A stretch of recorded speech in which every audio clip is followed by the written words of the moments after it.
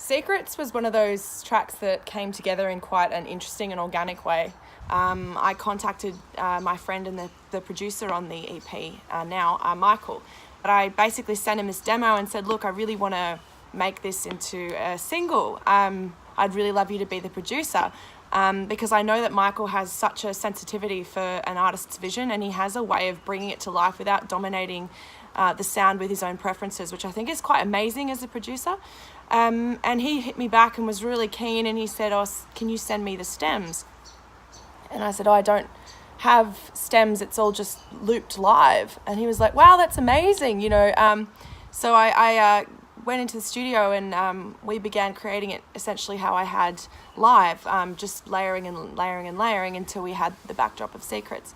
And from there, it all started to change a little bit.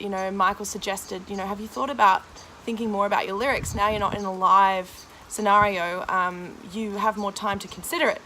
And I thought that's actually a really good idea. So then I changed the lyrics and the melody, and then after we had that kind of set, we had this gap, and that was essentially like bass and drums. Like, it needed something to drive it, but we were at a loss because every time we tried to do it, Michael would say it's taken something away from the track, and so we had to really think about it, and we just couldn't come up with anything that didn't seem to detract from the really acoustic sort of raw feel of it.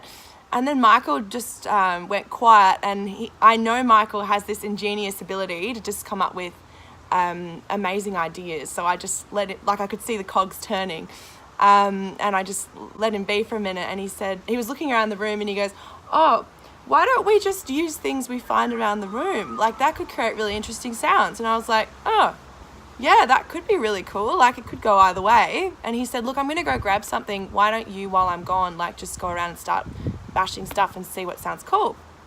So I was going around the room, scratching things, hitting things, ripping things, and I found his Hammond organ and just absentmindedly tapped one of the keys, which happened to be broken.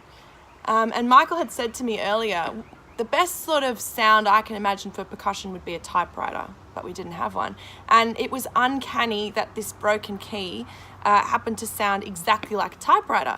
There was no effort involved. It just happened so seamlessly. And so from that point, Michael was like, well, let's do an EP. And there was no way I could say no.